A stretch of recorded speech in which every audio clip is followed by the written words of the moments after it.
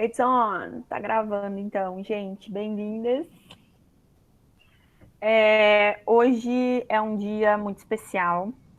A Cris vai apresentar a nossa primeira parte hoje. Vou até apresentar aqui os nossos slides. Enquanto isso, Cris, se você já quiser ir falando.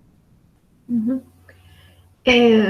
Bom, hoje se comemora, é um dia comemorativo, uma data comemorativa que pouco se comemora no Brasil, infelizmente, né? Então a gente comemora, dá parabéns para o Dia dos Professores, Dia do Advogado, do médico, do fisioterapeuta, do dentista, e ninguém se lembra, né? Ou mesmo eu nunca ouvi dizer dessa data comemorativa, que é o Dia da Trabalhadora Doméstica, que é comemorado justamente hoje, no dia 27 de abril.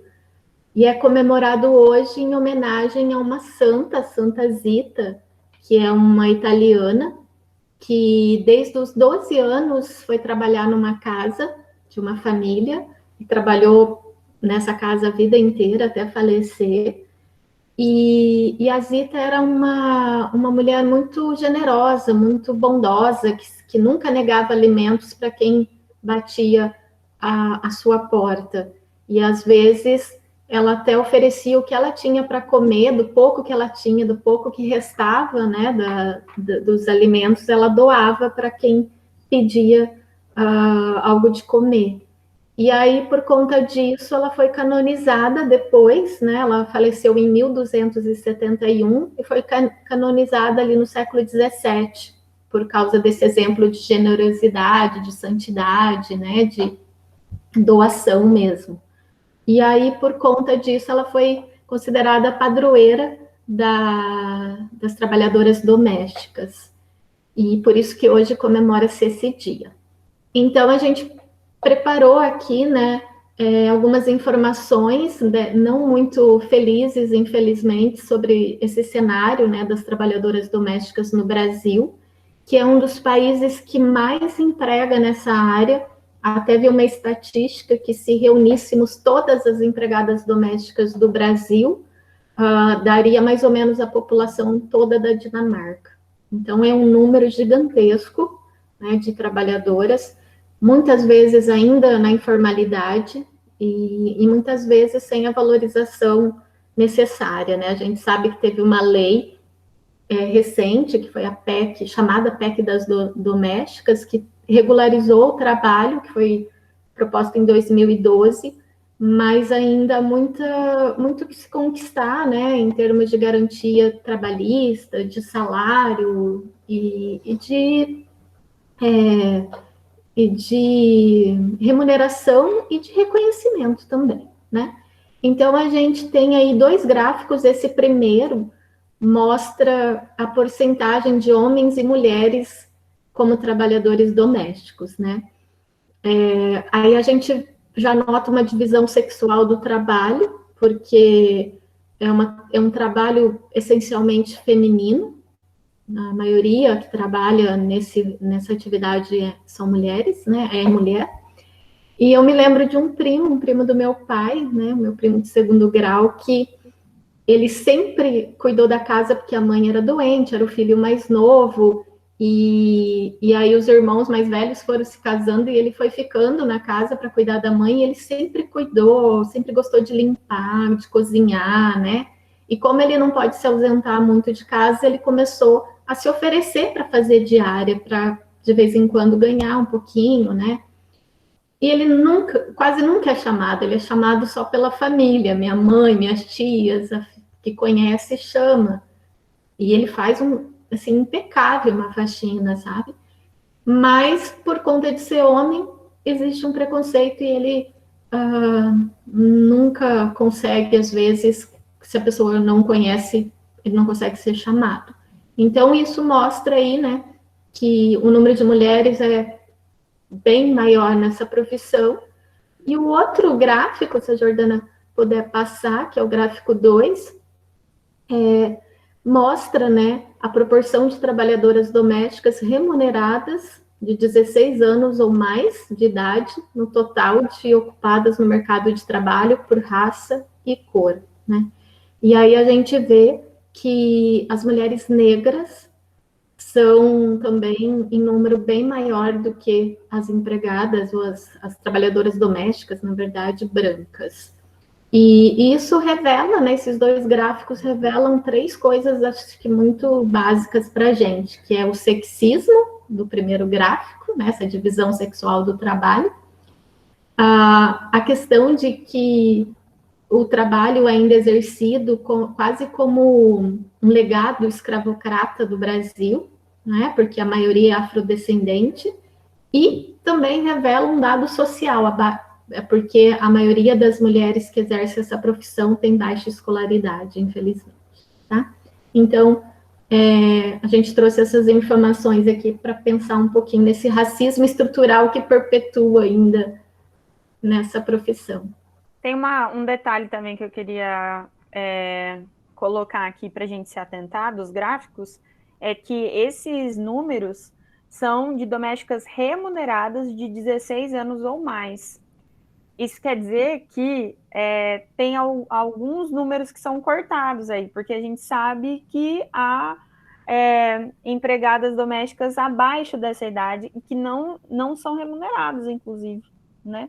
Sim, tem isso também, né? E muitas que não aparecem no gráfico, porque muitas não estão registradas, né? São ilegais também, no sentido de não ter um número. Uhum. E aí, recentemente, acho que vocês devem ter visto, né? Porque o marido da Ivete Sangalo postou isso e foi uma polêmica, enfim, e também esse contexto da pandemia está colocando muito em xeque isso, né? Que as famílias precisam, vou usar essa palavra aqui da empregada doméstica, da trabalhadora doméstica, e nesse contexto da pandemia, muitas delas perderam o emprego, inclusive, por conta, né, do medo das famílias se infectarem e tudo mais. E a gente tem casos de relatos de trabalhadoras que a família não deixa sair, que quer que more lá, que fique lá, que não tem uma folga no fim de semana para poder visitar a sua família, para poder sair, se distrair, porque senão não pode voltar para casa, né? E o marido da Ivete Sangalo deu essa declaração bastante infeliz aqui, babaca, né?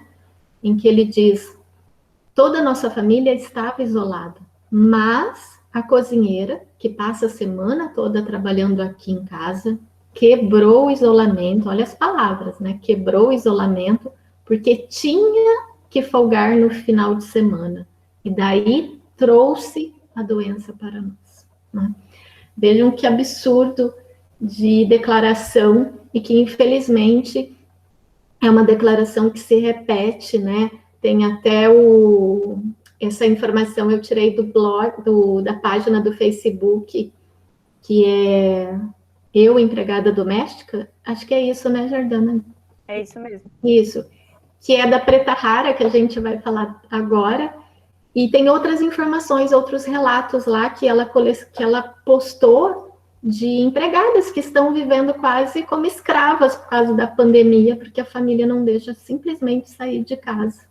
Né? Olha o absurdo disso. Ou foram mandadas embora por medo de trazer a doença para dentro de casa.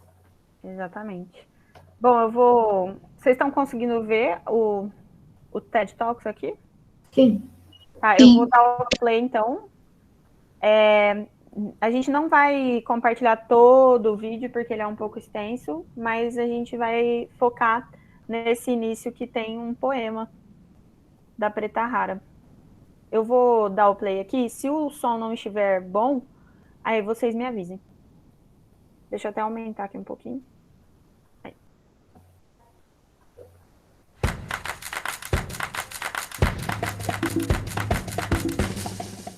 Nas pequenas historietas da vida, venho recitar minhas rimas. No sol nascente em Santos, preparo para tomar um banho, sempre disposta a não se render aos encantos de quem espera sempre alcança, quem acredita sempre alcança. Nem acredito, logo perco as esperanças. Mas na labuta diária, eu sei quem sofre. Lavo louça, faço comida. O meu salário acaba igual essa correria. Estuda, menina, era o que me diziam. Estudei, mas estou aqui, eu não entendo. Oportunidade de serviço teve de monte. Cozinheira, faxineira. Por que não me contratam no shopping? Eu não entendo. Esforcei-me tanto para pagar um curso de secretária, mas sequer entrei dentro do escritório. Opa, desculpa, cometi um erro, entrei sim. Para limpar tudo e lavar o banheiro. Os dias passam, os meses voam e os anos também se vão. E eu aqui na mesma situação. DOMESTICA, doméstica. Se fosse por opção, tudo bem. Eu tenho várias amigas que estão nessa situação e já se conformaram, mas eu não. Quero conquistar novos ares. Por favor, moço, me dê uma oportunidade. E o moço me disse: você segue esse corredor, vai reto, vira à esquerda, entra naquele quartinho que a vassoura está à sua espera. Seja bem-vinda. Bom, essa poesia eu escrevi em 2011 e vou contar o porquê que escrevi essa poesia. Hoje eu vim para falar sobre o sucesso da página Eu Empregada Doméstica, a página que eu criei no Facebook. Acho que eu vou parar aqui, né, Cris? Uhum.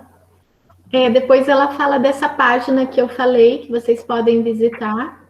E é uma página super legal em que ela colheu relatos de empregadas domésticas. Ela é filha de uma empregada doméstica, ela foi uma trabalhadora doméstica por 7 anos, antes de se formar em história, de lecionar e de partir para a carreira artística, né? Então, ela escreveu um livro chamado Eu, Empregada Doméstica também, e que foi publicado, eu acho que foi depois de 2015, eu não tenho a data exata, né? Mas em que ela fala dessas histórias relatadas de abuso, de autoridade, de humilhação, enfim, desse cenário todo que as mulheres sofreram. Ô, Cris, eu acho que o livro dela foi distribuído em 2019.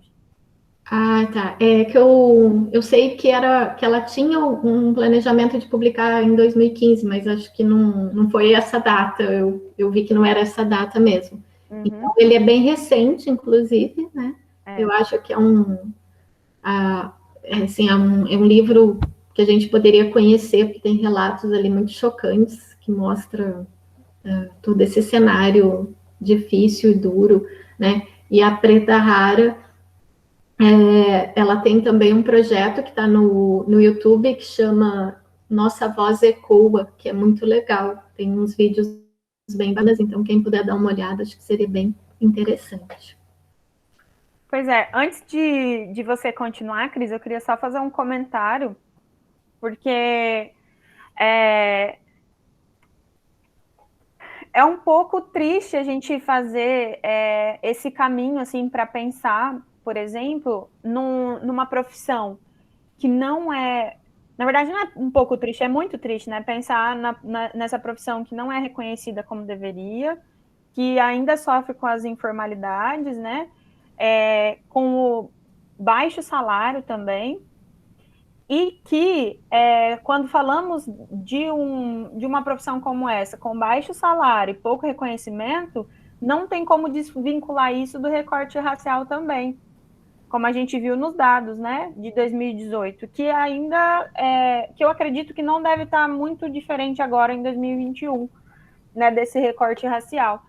Então, é claro que a classe das empregadas domésticas tem uma variedade aí, mas a maioria delas né, de mulheres negras. Então, a gente precisa falar sobre isso, a gente precisa pensar essas coisas e pensar por que ainda a maior parte de ocupação desse espaço, de um espaço que não é bem colocado, de um espaço que não é bem remunerado, de um espaço que até assim, como que eu posso descrever isso? Tem muita violência nesse espaço ainda, né? Então, por que a maioria, né, é de mulheres negras? O que isso diz para nós? Isso está gritando alguma coisa para nós, para a nossa sociedade, né? Então a gente precisa falar disso. E isso que você falou da violência, né, Jordana? Muitas vezes é uma violência muito sutil, muito escondida em palavras como é como se fosse da casa, é como se fosse da família. Esse como se fosse aí é de uma exclusão e de uma violência total, né? E aí depois eu vou falar no filme que eu vou indicar, é mais ou menos nessa linha, como se fosse da família, mas não é. Né? E só você falando isso, né? Uma amiga minha foi fazer um pós-doc em Minas, e lá ela teve contato com outras professoras, ia para almoço, assim, na casa dessas famílias, e ela falou que muitas famílias mineiras ainda têm a tia preta, ou sabe, aquela mulher que cresceu, basicamente entrou, igual você falou, muito criança dentro da casa para cuidar de outras crianças da casa e foi ficando, né? E ela falou que ficou assim espantada com a naturalidade que as pessoas tratavam disso, né? E para ela era de uma estranheza total, porque a gente, no caso dela ali, ela falou assim, eu não cresci com esse legado, com essa tradição, e lá para eles isso foi tão naturalizado que aquelas professoras tão cultas nem se davam conta de que era quase que uma tradição escravocrata que elas estavam perpetuando, né? Então, assim, costuma ser muito sério. Eu me lembro também da fala de um dos ministros, né, desse governo de agora, de que a empregada doméstica ia para a Disney, e isso é um absurdo. Nossa. De uma vez por ano. Nossa, então, assim, olha só, né, quanta violência que tem ainda sobre isso. E como isso está super ligado à questão racial também. Sim. Então, esse recorte ele é muito profundo, né? Então, acho que é uma coisa complexa, ela não pode ser jogada no campo da invisibilidade mais. Eu acho que quando a gente puder falar sobre isso, questionar essas coisas, a gente precisa fazer isso sim, por mais doloroso que seja, por mais que aconteça, às vezes, até na nossa casa. Né? Então, eu acho que esse é um dia para ser lembrado, para ser conversado, para ser discutido, para a gente tentar mudar alguma coisa. E a Jordana falou, né, que algumas cidades elegem essa data como feriado nacional. Algumas cidades de São Paulo, por exemplo, mas são raríssimas as cidades que lembram dessa data ou que colocam no seu calendário essa data. E colocam várias outras, né, de outras profissões. Então, é uma questão aí também de desvalorização dessa profissão, né, que a gente precisa repensar, refletir e não perpetuar também. Para mim, foi um dia de muito aprendizado. Eu li bastante sobre isso hoje, porque a Cris me ensinou que hoje é o dia da empregada doméstica, ou do empregado doméstico. Eu não sabia que hoje era um feriado. E aí, agora a gente sabe. Agora a gente vai começar a gente tem que pensar sobre isso e refletir sobre isso, né, por muitos outros dias, com certeza, mas que o dia 27 seja marcado para esse tipo de reflexão também. E agora eu deixo com a Cris. O que aconteceu, Cris? Os gatos. Ai, meu Deus. Cris, então, se você quiser começar, a gente vai falar um pouquinho mais sobre a página do Facebook e outras coisas que a gente vai indicar, né, lá para o final, no Elas Indicam. E aí agora a Cris vai começar a apresentar a autora que ela preparou para a gente hoje. Estou super ansiosa. Por conta dessa data, eu até tinha pensado de trazer uma escritora que...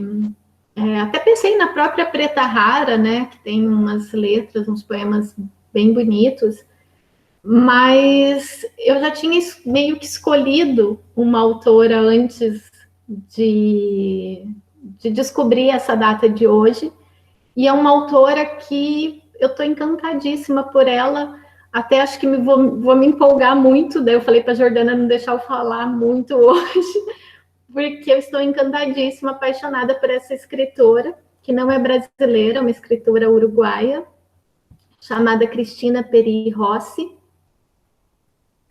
Eu estou olhando aqui a janela, porque Meu gatinho tá ali querendo pular a janela. E eu tô no sobrado em cima, né? Qualquer coisa, se eu sair correndo, é por causa disso, tá, gente? Então, eu queria falar dessa escritora uruguaia, que tem uma história de vida fantástica, que tem uns poemas maravilhosos que eu gostaria de compartilhar aqui com vocês hoje. E compartilhar naquele espírito que a Jordana sempre fala aqui, não de pesquisadoras de uma determinada autora que escolhemos, mas de leitoras que, por algum motivo, tomou conhecimento dessa autora, dessa obra, leu os poemas, se encantou e quer compartilhar esse encantamento com vocês, tá? Essa é uma foto um pouco mais recente da Cristina Peri Rossi, e eu coloquei aqui um pequeno poema para ilustrar, para a gente abrir, para eu abrir aqui os comentários sobre ela. Tem vários poemas que são breves, então uma das características dessa autora é a brevidade, e eu gosto muito de poemas assim breves, porque eles concentram uma intensidade em poucas palavras que me deixa meio extasiada, assim, meio, nossa, né? Tanta coisa para dizer, então poucos versos. E aí esse poema diz o seguinte: aos pessimistas gregos. O melhor é não nascer, mas em caso de nascer, o melhor é não ser exilado. E por que eu, entre vários, eu escolhi esse, né? Porque o exílio marcou a vida da Cristina. Vou chamar de Cristina aqui, porque eu já estou íntima dela, né? Então, ela tem uma história muito ligada a esse exílio, e eu vou contar aqui brevemente alguns fatos biográficos dela. Então, ela nasceu em 1941, em Montevidéu. É autora de romances, de contos, de poemas, tradutora. Ela é tradutora na Espanha da Clarice Lispector. Então, veja aqui, mulher fantástica já, né? Que não deve ser fácil traduzir Clarice Lispector. Foi professora de literatura no Uruguai e atuou também no jornalismo como professora de literatura na Espanha, e é uma ativista política uruguaia, né? Foi, na verdade.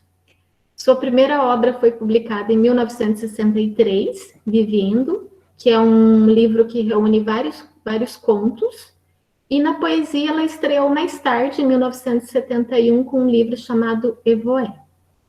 Fora isso, ela tem várias publicações, tanto de romances, contos e poemas. E ela vive em Barcelona desde seu exílio, que se deu em 1972. E por que ela foi exilada, né? Porque o Uruguai viveu, assim como o Brasil, uma forte ditadura, que começou ali em 73 e foi até 1985. Como ocorreu no Brasil, houve uma perseguição aos intelectuais que se posicionavam contra a ditadura, contra a violência, né? Então, lá também teve a censura, a perseguição, a perseguição arbitrária, com torturas, enfim, e ela teve que se exilar do país, né? Ela foi obrigada, como vários outros intelectuais, seus amigos também, ela precisou, então, se exilar, né? Ela até voltou depois de 85 para o Uruguai, e ela disse assim que se sentiu triste de perceber que havia uma rivalidade entre aqueles que tinham sido exilados e aqueles que ficaram para lutar, né? Como se o exílio tivesse sido uma opção, uma escolha pessoal e não uma imposição, uma necessidade, né? E ela falou que se sentiu muito incomodada com isso, porque ela percebeu que era vista como alguém que tinha fugido da luta, né? Não ficou para enfrentar aquela luta. E sem contar que ela disse que quando voltou, ela perdeu vários amigos, vários parentes, né? Que tinham desaparecido, tinham notícia da morte dessas pessoas, e ela disse que não encontrou mais o Uruguai do qual ela saiu. Então, ela decidiu permanecer em Barcelona, e ela mora lá até hoje, né?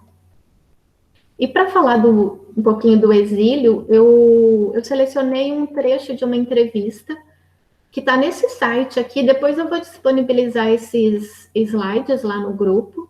Não tenho a data de quando ela deu a entrevista, não consta lá no site, mas parece ser recente.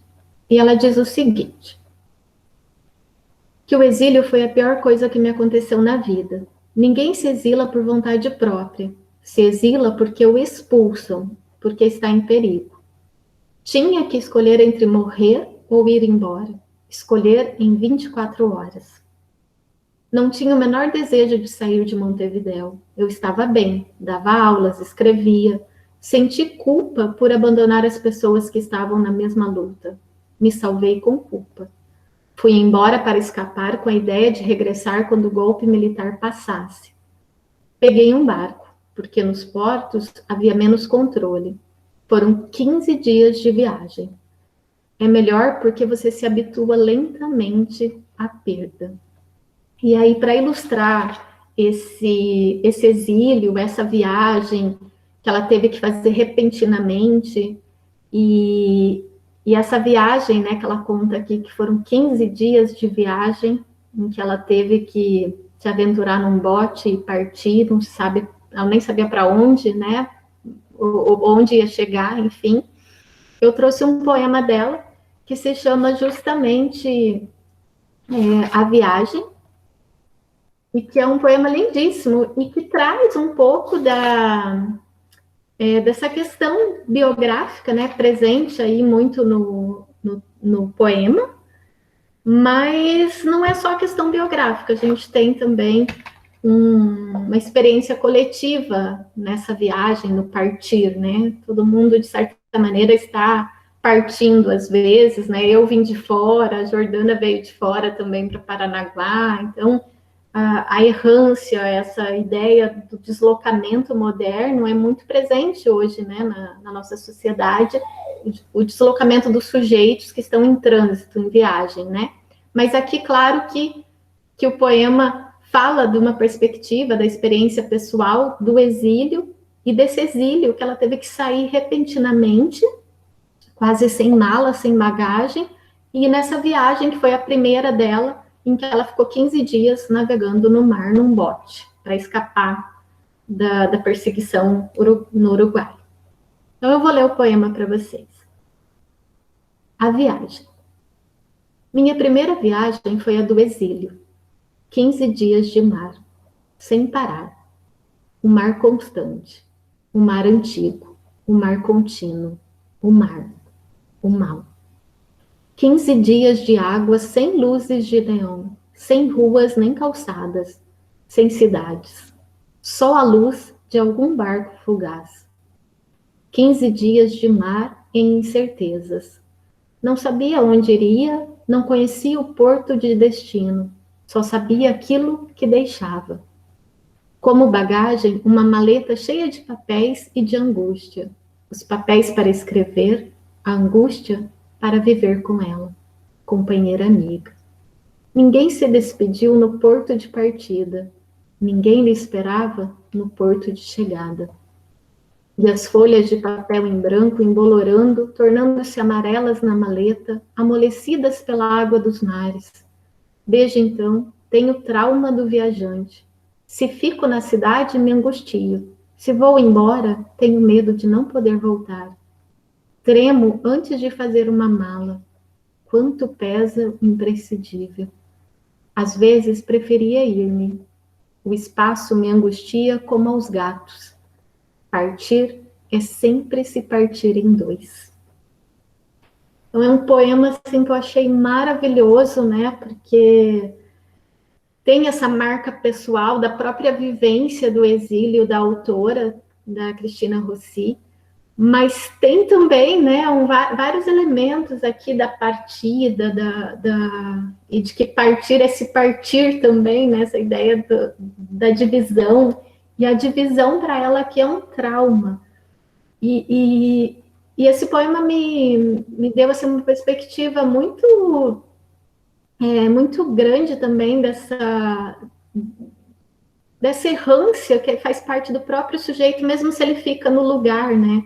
Porque, assim, eu quero ir, mas se eu ficar, vou ficar angustiada, se eu não ficar, também vou ficar. Quer dizer, é quase um labirinto sem saída, um estar ali nesse lugar sem saída, né?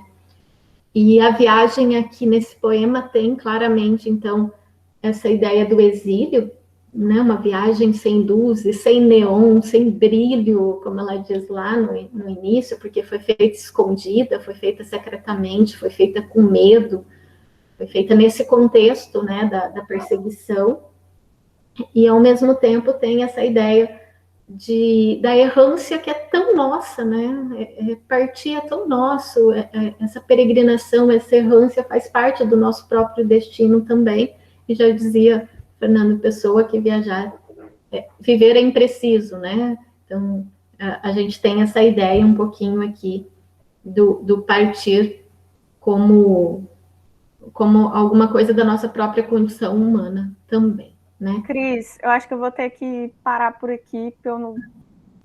Esse partir é sempre se partir em dois, para mim, já ganhou toda a nossa conversa de hoje, já podia parar aqui e ficar só refletindo sobre isso, como isso me representa tanto, mas tanto. Que lindo.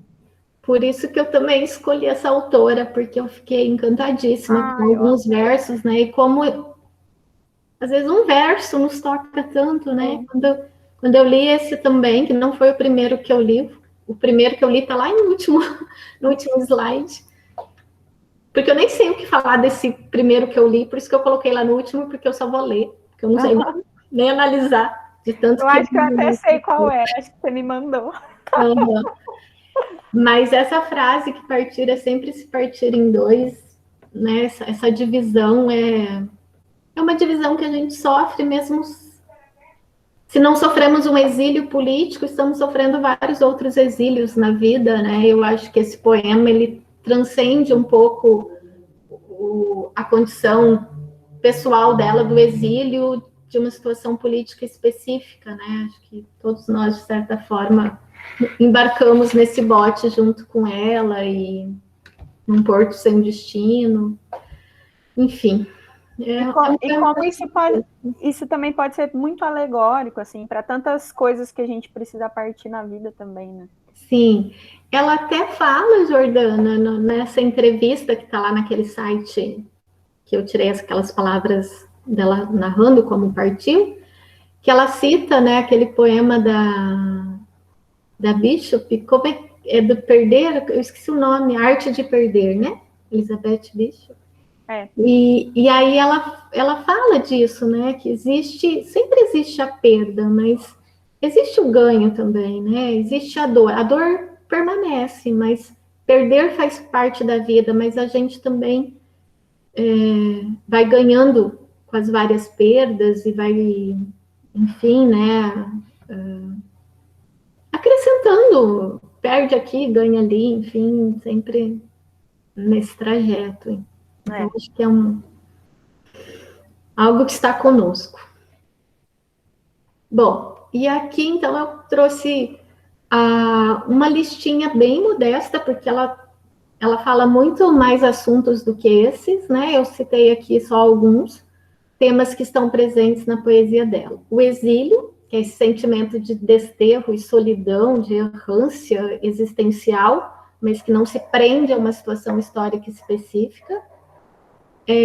Ela fala em outros poemas sobre reflexões sobre a vida e a morte, sonho e realidade, num estilo que eu chamei aqui de prosopoético, faltou uma aspas aí, porque eu adoro poemas que misturam esse estilo da prosa no poema, como se os versos livres, muitas vezes sem pontuação, né, que já mostramos aqui alguns exemplos disso, e como se fosse uma fala muito natural, né, como se o eu lírico estivesse ali conversando com o leitor muito naturalmente. Então, esse estilo prosaico da poesia lírica eu gosto muito. E é por isso que ela tem esse estilo experimental, né, no sentido dessa poesia mais próxima à prosa, e uma voz lírica polifônica, porque ela até fala aqui da empatia com o outro, e a poesia dela tem ela se coloca como feminina, como masculina, como o imigrante, como o exilado, como, assim, né, como uma pessoa comum, quer dizer, tem várias vozes presentes na literatura dela. Um outro tema é a metapoesia, que ela faz uma reflexão sobre o sentido da arte, o lugar do poeta, o ofício de escrever. E aí tem um poema lindíssimo, que eu só citei aqui o final, que ela diz assim no início que um torturador, às vezes ele vai continuar torturando mesmo se ele lê um poema, mas uma palavra escrita na margem, na página, na parede, serve para aliviar a dor de um torturado. A literatura tem sentido, né? Então, se uma palavra escrita serve para aliviar a dor do torturado, a literatura tem sentido. Agora, ela às vezes não muda a ação do torturador. Ele vai continuar sendo torturador mesmo com a literatura, infelizmente, né? A literatura tem esse poder de salvamento, mas não é para todos. Ela escreve também sobre suas paixões, a música, fala de livros e autores preferidos, o amor pelas mulheres. Então, ela se afirma, né, em muitos poemas numa relação homoerótica, e ela discorre sobre isso, assim, em poemas maravilhosos também, que eu trouxe um exemplo aqui depois. E muitas vezes, e como ela se posicionou também enquanto morava no Uruguai, né, na ditadura, censura, conservadorismo, militarismo, enfim, ela também foi perseguida por causa da sua relação homoafetiva, tanto que o nome dela era quase proibido de ser pronunciado no Uruguai, para vocês terem uma ideia, né? Então, não era só por questão política, mas pela opção afetiva também. E ela fala de sentimento de angústia e de impotência e fracasso, que também foi um tema que me encantou muito. E aí eu vou recuperar aquela frase que eu citei da entrevista, em que ela diz: senti culpa por abandonar as pessoas que estavam na mesma luta. Me salvei com culpa. E para mim isso tem tudo a ver com esse poema, que é o próximo que eu vou mostrar aqui. Salve-se quem puder. Se fui amarga, foi pela pena. O capitão gritou: salve-se quem puder. E eu, sem pensar, lancei-me à água, como ávida nadadora, como se sempre tivesse esperado esse momento, um momento supremo de solidão, em que nada pesa, nada resta, senão o desejo impostergável de viver. Me lancei à água, é fato, sem olhar para trás. Se olhasse, talvez não tivesse me lançado.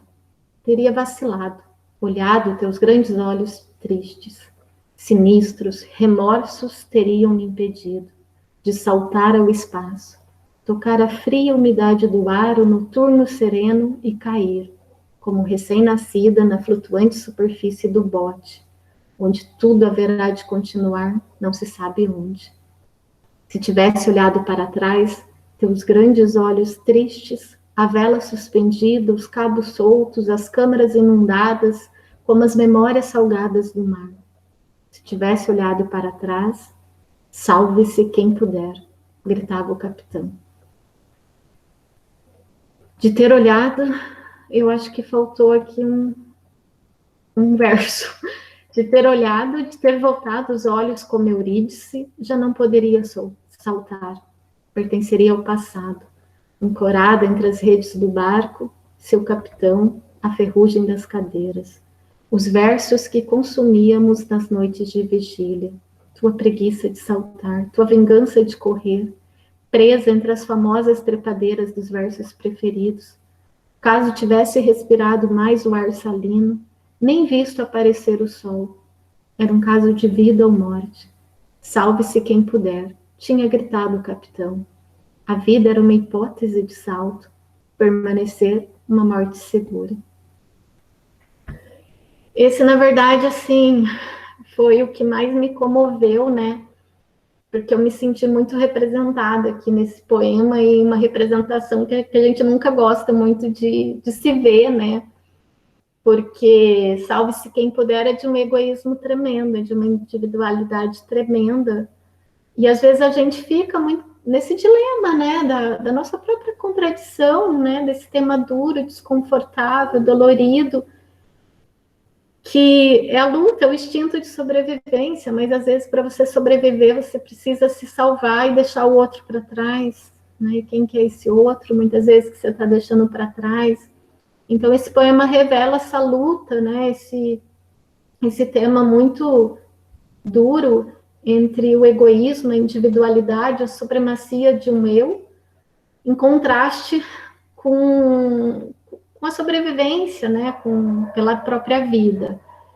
E aí ela diz, né? O eu lírico diz aqui, olha, se eu tivesse olhado para trás, porque ela saltou sem pensar, quando o capitão diz salve-se quem puder, ela pulou instintivamente, né? Sem pensar, pelo desejo impostergável de viver.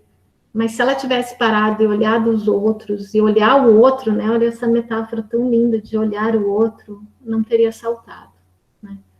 E aí, no final, eu também, é outro final, né, Jordana, que nos comove tanto, porque a vida é um salto, a gente está sempre saltando, quando muda de emprego, muda de cidade, muda de relacionamento, muda de tudo, né, a vida é um salto muitas vezes imprevisível, e às vezes é duro saltar, porque nesses saltos a gente tem que fazer escolhas que muitas vezes são muito egoístas, né, e muito individualistas. E é muito difícil harmonizar isso, né, de ter que se salvar, mas às vezes ter que salvar o outro também, salvar tanta gente, enfim, né. Então, eu acho que esse poema ilustra uma contradição que eu vivo muito, e acho que muito de nós aqui vive imensamente também, que é essa escolha entre o egoísmo, a supremacia do nosso próprio eu, em contraste com ter que olhar o outro, né. Então, é um poema que me tocou muito, assim, muito mesmo. E aí, por último, para eu não me estender mais, apesar de eu queria ficar aqui falando dessa autora maravilhosa, eu trouxe um exemplo da poesia amorosa e homoerótica da Cristina Rossi, e ela fala muito do amor nos seus poemas, tem vários poemas, né, e eu acho muito interessante como ela mostra o amor como uma livre realização, né, sem estereótipos, sem moral, sem conservadorismos, o amor como transgressão, como liberdade absoluta. E aí até ela diz, né, num poema que não está aqui, o seguinte: não gosto do monoteísmo, nem gosto da monogamia. Entre deuses diversos é possível encontrar um benevolente. E entre vários amores é possível encontrar um verdadeiro, né? E ela se lança muito nessa ideia do amor, a experimentação do amor, né? E o Otávio Paz, até num livro bastante conhecido que se chama Dupla Chama, ele fala que o amor é a atração por uma só pessoa. O erotismo e a sexualidade é a aceitação absoluta. E é sobre essa aceitação absoluta que a Cristina Rossi fala nos seus poemas, né? E eu achei muito interessante vários poemas dela dessa temática, em que ela mostra que o prazer feminino vai entre o terno, o suave e o feroz, que é uma representação para o amor feminino que muitas vezes nem a própria autoria feminina tematiza, né? Esse amor feminino muito instintivo, muito feroz, muito audacioso. E aí, só para citar um exemplo dessa temática, eu escolhi aqui um poema que se chama Genealogia, e aí, entre parênteses, aí ela cita Safo, que é uma escritora grega, a escritora de autoria feminina mais antiga da literatura ocidental, né, a Safo de Lesbos, que tinha uma relação sexual bem heterogênea, né, alguns diziam que ela tinha opções de amores masculinos, femininos, mas ela ficou sendo considerada como lésbica, e até Lesbos faz referência a lésbica, enfim, mas ela tinha essa aceitação, né? Virginia Woolf e outras, né? Que também a Virginia Woolf, ela tem uma polêmica, né, sobre a sua sexualidade, não muito esclarecida, enfim. Então, doces antepassadas minhas afogadas no mar, ou suicidas em jardins imaginários, presas em castelos de muros lilazes e arrogantes, esplêndidas em seu desafio à biologia elementar, que faz da mulher uma paridora, antes de ser, na realidade, uma mulher. Soberbas em sua solidão e no pequeno escândalo de suas vidas. Tem lugar no herbolário, junto a exemplares raros de diversas nervuras. Então, elas colocam aqui numa genealogia, né, dessas mulheres transgressoras e dessas mulheres que foram também desafiadoras, e por desafiar uma tradição, um lugar, né, social, elas compartilham uma solidão, como ela diz aqui, soberbas em sua solidão. Então, é um exemplo de como ela tematiza essa questão. E aí o poema que eu falei, que eu vou finalizar, que acho que é esse, né, Jordana, que você pensou também, que foi o que assim, foi o primeiro que eu li, causou um impacto, mas eu não vou falar nada dele, porque eu não sei falar nada dele. Eu tô impactada até agora. Eu li e fiquei, cara, esse poema eu nem sei o que falar dele. Não sei também também. não. Então eu só vou ler e terminar minha fala aqui. Tá? As indagações, fiquem aí com as indagações como nós. Ontem à noite tive um sonho.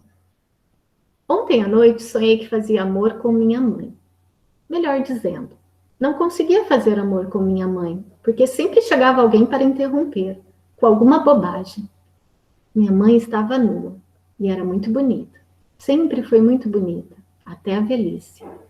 Devia ter 26 anos, a idade que tinha quando eu nasci, e estava nua, completamente nua. Mas sempre aparecia alguém disposto a interromper, então eu me demorava. Não contarei para o psicanalista. Me dirá que essa não é minha mãe, apesar de ter a aparência de minha mãe. Os psicanalistas gostam muito de que as coisas não sejam o que são. Eles pagam para isso. Mas outro dia fui ao psicanalista e lhe contei meu sonho. Lhe contei que ia para a cama com uma mulher jovem, mais jovem que eu. Tinha 26 anos. Então, o psicanalista me disse que essa mulher não era outra mulher, como eu acreditava no sonho. Na verdade, ele disse: a mulher com quem você sonhou, com quem dormia, era sua mãe. Passei um mês perguntando a todo tipo de pessoas, homens e mulheres, se haviam sonhado que iam para a cama com suas mães. E eles, homens e mulheres, me diziam que não, que de nenhuma maneira. Eles e elas não sonhariam com essas indecências. Uma coisa suja dessas. Até que me dei conta de que eles não tinham mães bonitas. E aí, essa é uma foto mais recente da Cristina Rossi, e eu vou terminar com uma fala dela, que escrever é observar, é sentir, procurar os próprios limites. Se às vezes vejo uma coisa de que não gosto, que me machuca, tenho curiosidade sobre isso. E não faço planejamento, não tomo notas, não sei o que vou escrever. Se soubesse, não escreveria, acharia chato. Crio porque não sei. Ai, termino aqui. Nem queria terminar hoje. Eu também não queria, não. Eu amei.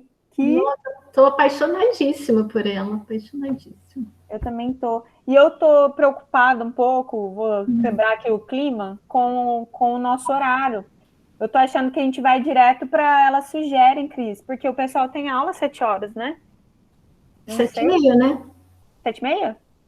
Ah, então vamos. Quer dizer, não sei. Eu não tenho aula hoje, mas a gente tinha combinado as aulas começarem às 7h30, não é? Bom. Não sei, mas vocês me qualquer dizem? coisa a gente pode fazer.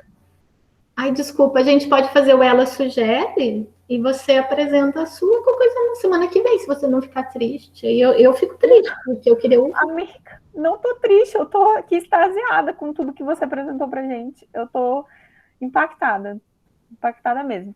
Mas deixa eu ver aqui nos comentários. Bom,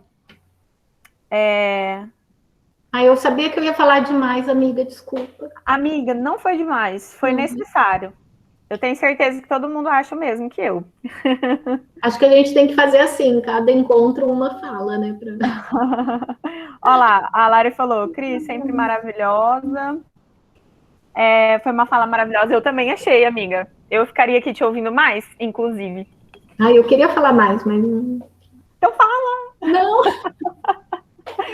Bom, gente, eu vou então pro Elas Sugerem, e aí eu apresento a minha. Ela não vai, minha apresentação não vai ser tão longa, mas eu estou um pouco preocupada com quem tem que sair para ir para aula. Mas eu deixo gravado e quem quiser olhar depois pode olhar. Mas eu vou direto para Elas Sugerem, para vocês pegarem as sugestões. Deixa eu ir lá no nosso. Ou não, Cris? Eu vou deixar gravado anyway, vocês veem o sugerem depois. Pode ser? Você vai ler aquela crônica, não é? Vou. Ah, e a crônica é tão curtinha, amiga. Então tá. Então vamos lá. Vamos seguir o roteiro. Então, gente, aí hoje, deixa eu contar para vocês como que eu cheguei nessa autora. Na verdade, eu já a conheço há algum tempo, porque como eu me interesso muito por uma escrita pós-colonialista que traz algumas vertentes de escrita como revide, que traz questões sociais, né, importantíssimas dentro das obras e tal. Eu conheci a Cidinha da Silva. Eu vou até compartilhar aqui com vocês. Vamos lá, tá aqui. Então, deixa eu continuar aqui a apresentação. Aqui, essa é a Cidinha da Silva. E aí, o que acontece? Eu comecei a pensar sobre os estudos culturais, pós-coloniais, subalternos, na verdade, né, que hoje está muito atrelado a estudos decoloniais também.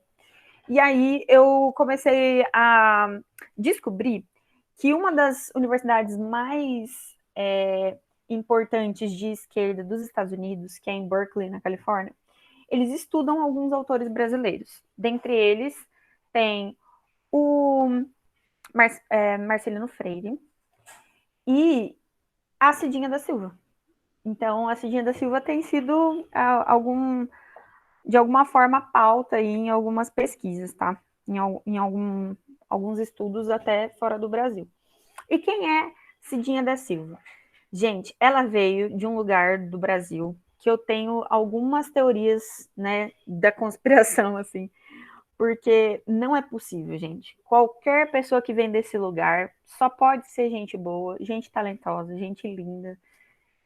Vocês já devem até saber que lugar que é esse, que é Minas Gerais. Eu ia falar Belo Horizonte, mas não é só Belo Horizonte, é Minas Gerais. A Cidinha nasceu em Belo Horizonte, tá? Em 1967. Ela é escritora, editora na Kwanza Produções. Ela publicou já 17 livros distribuídos pelos gêneros de crônica, conto, ensaio, dramaturgia e infanto-juvenil, tá? Eu conheço mais os escritos da Cidinha de crônica. Então eu fui um pouco diferente hoje, né? A gente tem trazido muito poema aqui para Elas por Elas, e acho que a gente nunca tinha trazido crônica. Então, hoje eu trouxe essa cronista, que não é só cronista, que eu acabei de dizer para vocês, né? Que ela escreve várias outras coisas, mas o que eu trouxe para compartilhar com vocês é uma crônica. E tem uma que acabou de sair do forninho também, no final de março, que inclusive foi publicado, né, no website do Paraná, que é até, acho que é Biblioteca Pública do Paraná, isso. Depois eu vou deixar o link para vocês lerem também, se vocês se interessarem. Mas deixa eu falar um pouquinho mais sobre ela. Ela tem uma obra, né, de contos que foi publicada em 2019, que se chama Um Exu em Nova York. E essa obra ela recebeu o prêmio da Biblioteca Nacional. E tem uma outra obra, da qual ela é coautora, na verdade. Na verdade, é um ensaio, né, que é Explosão Feminista, o nome. E foi finalista do Jabuti em 2019 também. E recebeu o prêmio Rio Literatura, quarta edição, em 2019. Ela tem publicações em outras línguas também, tá? Ela publica em alemão, catalão, espanhol, francês, inglês e italiano. E os livros dela estão disponíveis no site da Kwanza Produções. Eu vou deixar o link também de onde eu tirei essas informações biográficas, tá? Que é inclusive da UFMG. Então, 2 livros recentes da autora, que é um Eixo em Nova York, que é de 2018, e Exuzilhar, de 2019, que é o primeiro volume de uma série com as suas melhores crônicas, né, segundo esse site da UFMG. E essas 2 obras ajudaram a autora a compreender, né, que a sua pesquisa estética bebe de fontes das africanidades e o que eles chamam também de orixalidades, tá? Também vai beber um pouco de ancestralidades, né, da tensão, diálogo entre tradições que vai englobar tradições africanas, afro-brasileiras, afrodiaspóricas. Então tem a ver com deslocamento também, já que a Cris trouxe um poema que falava sobre a temática, ela também vai trazer, e afro-indígenas, inclusive. Além de contemporaneidade, com certeza, né? Então, esse é o principal tema dela. Que é a contemporaneidade. Então, outras temáticas também são fortes na obra da Cidinha. São o racismo, a discriminação racial, a desigualdade, as desigualdades raciais e de gênero, tá? Principalmente em território nacional, entre outras questões também de direitos humanos, né? Mas essas não constituem o seu tema central. A centralidade da obra da Cidinha, na verdade, está nas africanidades, de um modo geral. Esse é o tema central. Mas essas outras coisas que eu citei também estão costuradas ali. Outros temas também que ela gosta de incluir na sua obra, né, que despertam um especial interesse na autora, é o tema da morte, do amor, futebol, política. E ela gosta muito também de escrever sobre esse último tema, na verdade, que é política, tá? Então, vocês vão ver muita coisa política, né, nessa crônica que eu vou apresentar para vocês hoje, tá? Então, a crônica, por isso que eu escolhi a crônica, ela abriga 10 dos 17 livros que a Cidinha da Silva já publicou. Então, esse gênero, ele dialoga com o tempo com o tempo dialoga com o tempo e a luta que a gente tem contra ele, contra o próprio tempo, né? Contra a temporalidade dos fatos, da escrita. E aí, nesse site da UFMG, ele até traz, eu vou ler para vocês um trechinho, que foi num debate público que a Cidinha mencionou uma afirmação da escritora Ruth Rocha, né? No sentido de que o romance, ele ganhava o leitor por pontos, né? E um livro de contos por nocaute. É uma citação de uma ideia do Cortázar. E aí teve uma pergunta, né? Perguntou para a escritora Ruth Rocha, e a crônica? Como que a crônica ganha o leitor? E a princípio a Ruth Rocha disse que não sabia, né? Como que a crônica ganhava o leitor. Mas logo em seguida ela respondeu e falou assim, por WO.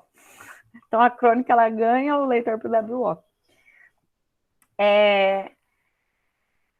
Eu não vou me demorar muito aqui, então. Eu vou direto para uma crônica dela e depois eu também posso mostrar para vocês um pouquinho das publicações dela, né? Ela tem publicações individuais, ela tem publicação na dramaturgia, antologias também, e não ficção. Porque além dela produzir literatura, além dela parir literatura, digamos assim, ela também é pesquisadora, né? No aspecto acadêmico, na verdade, ela se graduou em História pela UFMG e ela iniciou 3 mestrados e ela não concluiu nenhum deles. E hoje, quer dizer, eu não sei se ela já concluiu o doutorado dela, mas ela estava no programa de doutorado em difusão de conhecimento na Universidade Federal da Bahia, tá? Ela pesquisou políticas públicas. Alguém quer falar alguma coisa? Não, eu ia falar que eu já sou fã. Ela começou 3 mestrados e não concluiu nenhum, sou fã incondicionável já. Que coragem, né? Amei. Sim, exatamente. E assim, o que ela também alega é que a GELEDES, que é o nome de um instituto do qual ela fez parte e também presidiu, né, que é o Instituto da Mulher Negra, foi a verdadeira escola, né, que mais transformou e ofereceu ferramentas para que ela enfrentasse a vida e produzisse pensamento e literatura, né? Isso que ela sempre diz. Ela presidiu essa organização no período de 2000 a 2002, né? E ela foi a presidenta mais jovem desse instituto. E ela tem uma presença constante assim nas redes sociais e na imprensa crítica. Eu vou mostrar para vocês o blog dela. Ela tem um blog na internet que ela publica. Ela ficou um tempão sem publicar, mas daí esse ano ela publicou, inclusive a crônica quentinha do forno que eu falei para vocês, que eu vou deixar. Eu peguei lá no blog dela. E, enfim, de uma forma bem sucinta, essa é a Cidinha da Silva. Não sei se deu certo para deixar aí um quê de quero mais para vocês irem atrás dessa autora, né? De uma forma bem breve. Eu vou direto, então, para uma crônica dela.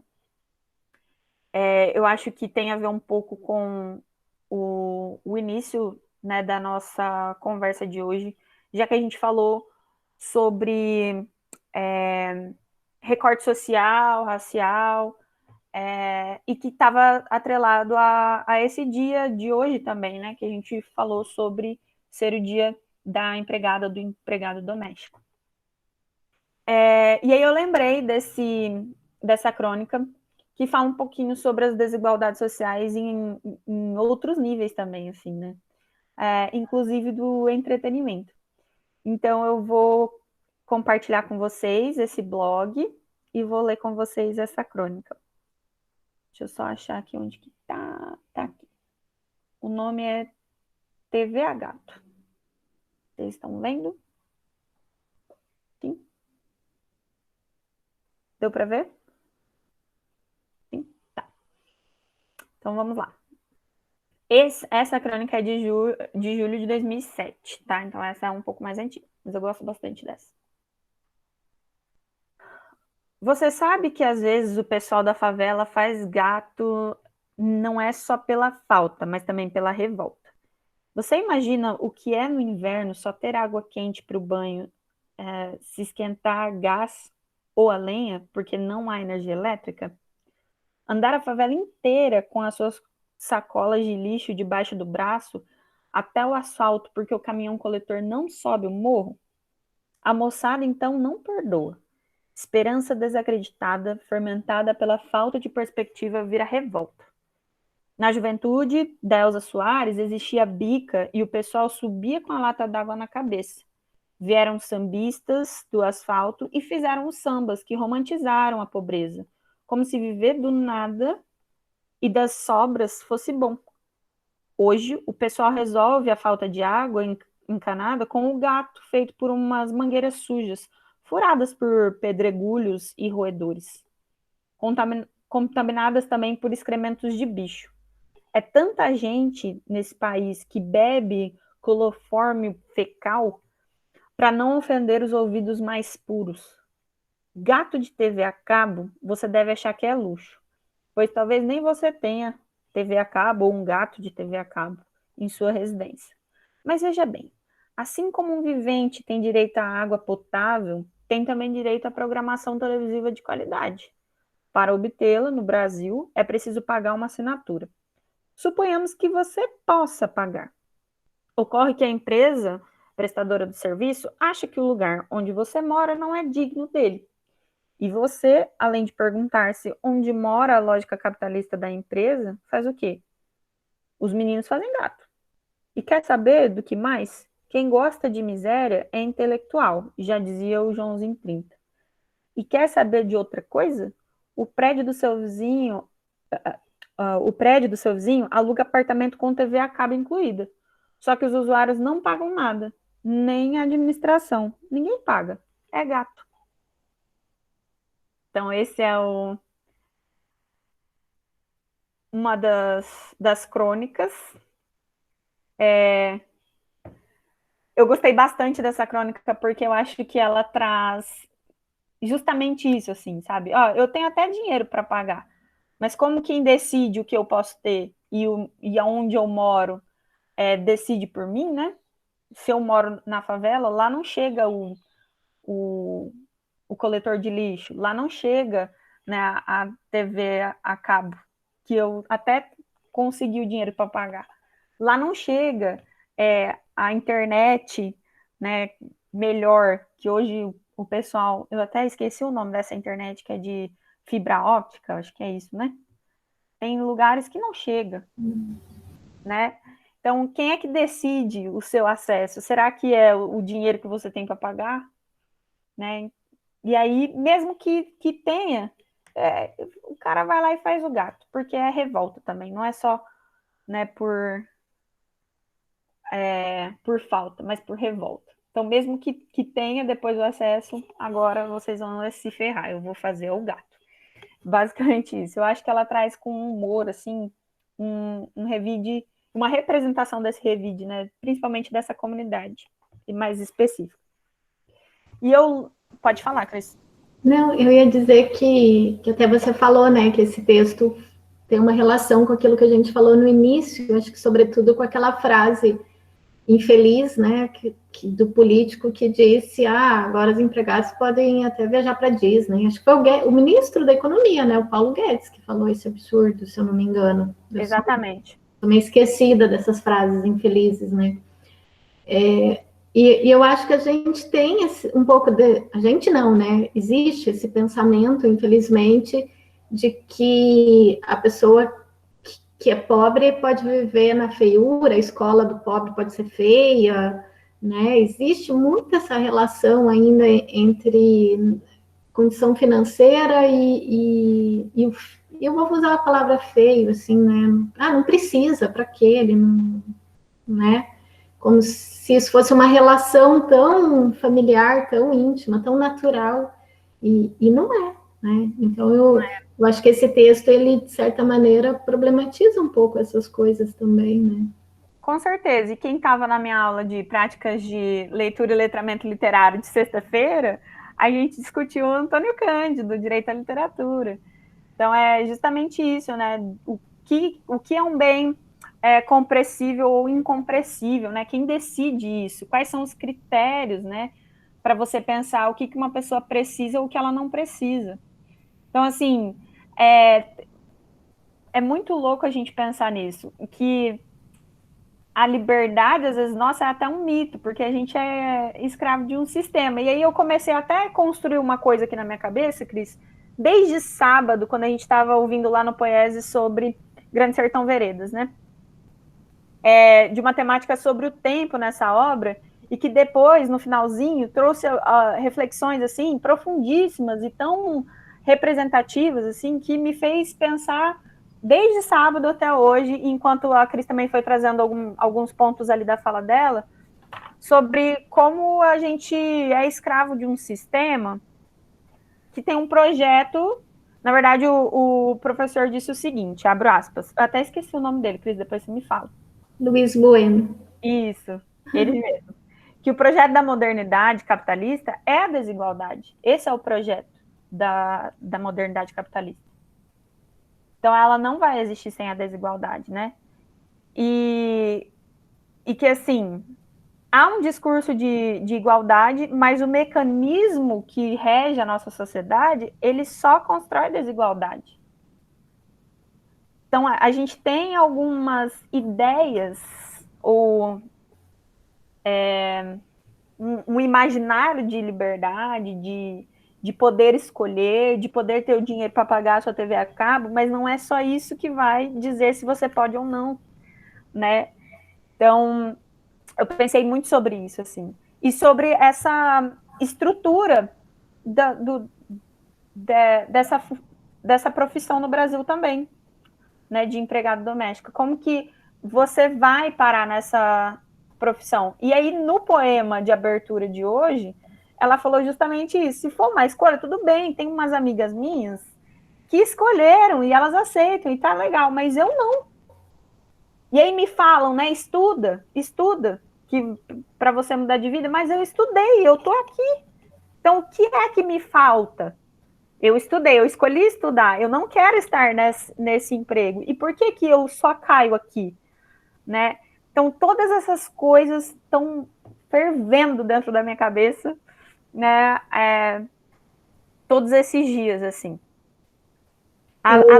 Além de ter desromantizado, né, Cris, a nossa imagem do Riobaldo, mas eu nem ia falar isso hoje aqui, porque a gente não vai falar disso. Eu não sei se é mais meu livro preferido agora. Falei assim, o Riobaldo eu tinha lá em alta conta, agora ele é o jagunço das vacinas, como assim, né? Tô meio assim perturbada ainda. Mas o que eu ia falar é a respeito dessa fala que você falou da opção, né? A Preta Rara, ela diz, né? É uma opção que não é uma opção. Então, é uma obrigação, é quase que uma necessidade, às vezes, né? De entrar pelas portas dos fundos, de ser doméstica, mas não é por falta de estudo, é às vezes por causa da cor da pele, é por causa do preconceito, é por causa, né? De várias coisas, e não da formação mesmo da pessoa. Eu estudei, por que eu tenho que ir lá limpar o banheiro, né? Então, é um assunto muito grave, né? E tudo isso que você falou, esse texto que você leu, me fez lembrar até da taxação dos livros. Os ricos leem mais, então o livro pode ser mais caro.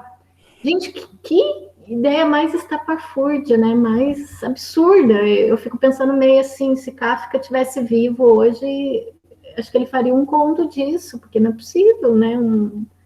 Um pensamento desse. Então, acho que esse pensamento aí de como a desigualdade ela vai sendo cada vez mais reafirmada através do próprio projeto social de modernidade, que foi o que o Luiz Bueno disse. Isso é chocante, né? Como a gente também, às vezes, faz parte disso sem saber, né? Uma coisa assim terrível.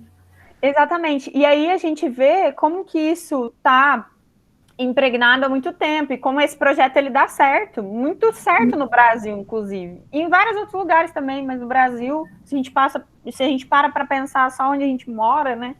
Como esse projeto ele é muito bem sucedido, esse projeto de desigualdade, né? Então, assim, essa crônica é de 2007, nós estamos em 2021. Isso a crônica dela, de 2007, eu nem tinha entrado na faculdade ainda. Hoje eu estou como professora na universidade e isso ainda é verdade. Né? E aí destitui também aquela ideia de que a crônica é muito factual, é muito presa ao tempo, né? Aos fatos ali diários. Isso mostra como ela permanece como um discurso atual. Sim, com certeza. Porque é uma crônica muito bem escrita, inclusive, se a gente fosse fazer uma análise, né, sobre isso, porque não cai nessa deixa de ser só algo daquele recorte de tempo e que não vai fazer sentido em em outra data. Essa aqui tá muito bem colocada. E aí eu tenho uma outra crônica que eu vou deixar para vocês. Eu acho que não vai dar tempo de eu ler, mas eu vou deixar aqui para vocês no chat. Essa aqui tá muito legal também. Na verdade, eu queria ler com vocês, mas eu acho que não dá tempo. Que é a crônica de um celular público no 2 de julho. Então, ela publicou dia 30 de abril de 2021. Vocês podem ler, quem tá lá no grupo, depois vocês me falem o que vocês acharam, tá? E aí é isso, gente. Eu vou ser bem breve hoje e vou direto para o Elas Sugerem. Já comecei a ler o início da crônica, já amei. E como ela escreve com frases curtas, né? Lembram até versos que foram sequenciados quase. Exatamente. Ela é uma autora que eu li, eu confesso que eu li pouco Cidinha, mas eu li bastante para me apaixonar, assim. Claro que acho que a primeira crônica que eu li foi essa, por isso que eu trouxe ela para vocês hoje, que é a TV a Gato. Mas as outras são sensacionais, assim, são muito boas. E eu quero terminar o livro de contos dela, de um eixo em Nova York. Acho que vale bastante a pena. Eu vou passar para a Cris, então, para as sugestões dela da semana. Vai lá, Cris. Esse é o título do livro e da página no Face, né, que a gente falou no início, da Preta Rara. Para você, lá tem os relatos das trabalhadoras domésticas, tem histórias, e então é um portal, né, muito interessante para se conhecer um pouco dessa vivência da empregada doméstica e da própria Preta Rara também dando seus depoimentos, tá? Então a gente deixa a dica ali do livro e da página no Face. E o filme que eu gostaria de indicar não é um filme recente, é de 2018, acredito que muitos já tenham visto, mas quem não viu, é um filmaço, vale muito a pena ver e tematiza durante um ano, né, a vida de uma empregada doméstica, eu esqueci o primeiro nome dela, do livro, do filme, mas Aparício e Azilta, eu acho. Esqueci, gente. Mas ela é a protagonista do filme, né? E ela trabalha como babá empregada doméstica de uma família de classe média na cidade do México, na década de 70. E ela é como se fosse uma pessoa da casa, como se fosse uma pessoa da família, né? Mas ela mora no quartinho dos fundos, come na cozinha, então ela é excluída, de certa forma, da família em si, né? Mas ela é como se fosse da família. E aí mostra, então, o dia a dia dela, o cotidiano dela com a família, enfim. E o nome Roma, assim, tem a explicação, mas eu gosto mais da minha, tá?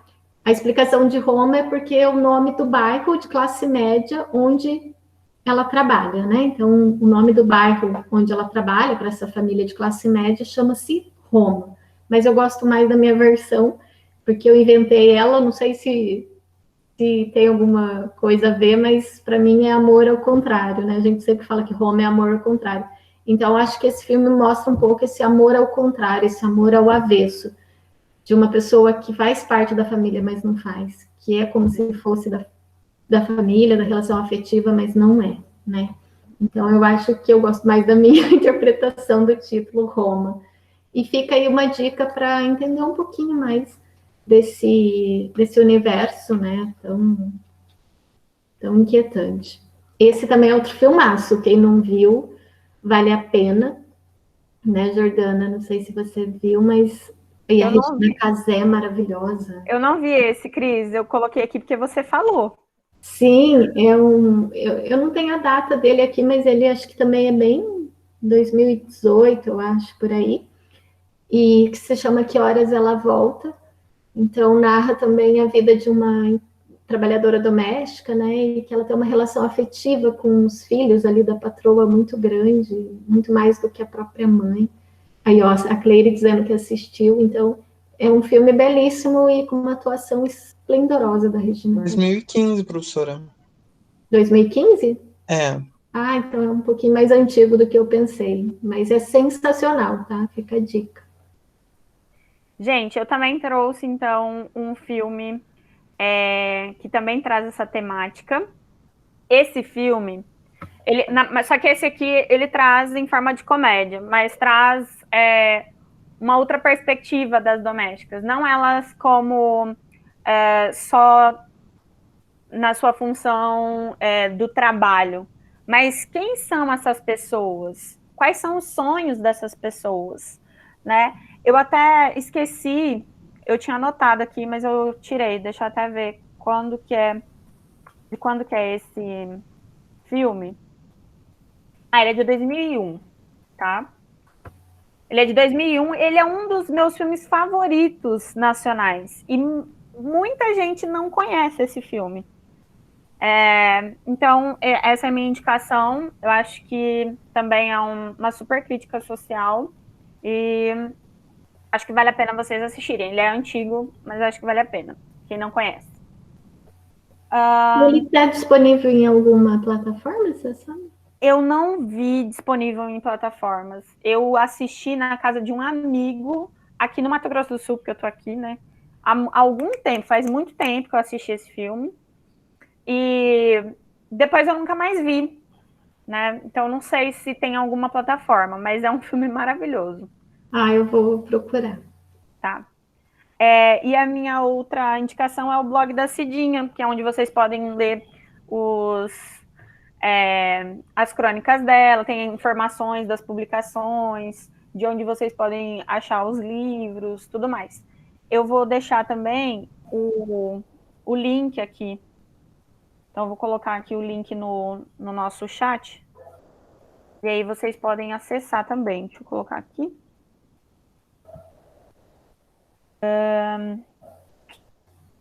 E é só. Fim. Acabou. A gente conseguiu. Temos um encontro. Temos 4 minutos para perguntas e comentários. Exatamente. Quem quiser. Porque hoje, gente, acho que nossas escolhas foram tão motivadoras até para nós mesmas, né? Foram tão, acho que, mais... A minha foi tão pessoal, na verdade, a da Jordana também acho que teve um apelo bastante pessoal, né? Desse caráter social. E aí acho que a gente se empolgou um pouquinho mais no tempo. Mas eu prometo que no próximo eu deixo a Jordana falar primeiro para eu não ocupar muito tempo com a minha... Não precisa, amiga. E aí, deixa eu só responder o Gabriel aqui. É que o Histórias Cruzadas, que é o The Help, eu até tinha deixado como sugestão também no meu slide, mas a gente já tinha sugerido ele. E aí eu escolhi deixar só coisas nacionais. Mas, já que é um feriado nacional, né? Ele não é internacional. Mas Histórias Cruzadas com a Viola Davis, que é The Help, é maravilhoso também, gente. A gente já tinha comentado. O único problema só que é narrado por uma protagonista branca, né? Só esse o problema. O resto é muito bom. Mas eu acho que faz até parte, Gabriel, de um projeto para mostrar, né, sobre como que essas histórias, elas ainda precisam ser... Precisam não, mas elas ainda são contadas por personagens brancos, assim. Eu acho que é até meio proposital. Até por conta da época, como elas eram silenciadas, assim. E elas só seriam ouvidas se fossem por meio de uma mulher branca contando, né? Porque o livro só é publicado porque tem essa personagem branca que faz a intermediação, senão também... Isso na época, né? Senão também não seria aceito, de certa forma. Quem quiser, eu tenho o PDF em livro também, porque a leitura é maravilhosa. Se o filme é bom, a leitura é maravilhosa. Isso mesmo. Gente, então... Eu vou parar aqui a gravação, mas vocês podem continuar conversando, se vocês quiserem. Então, um beijo. Gente, obrigada pela presença.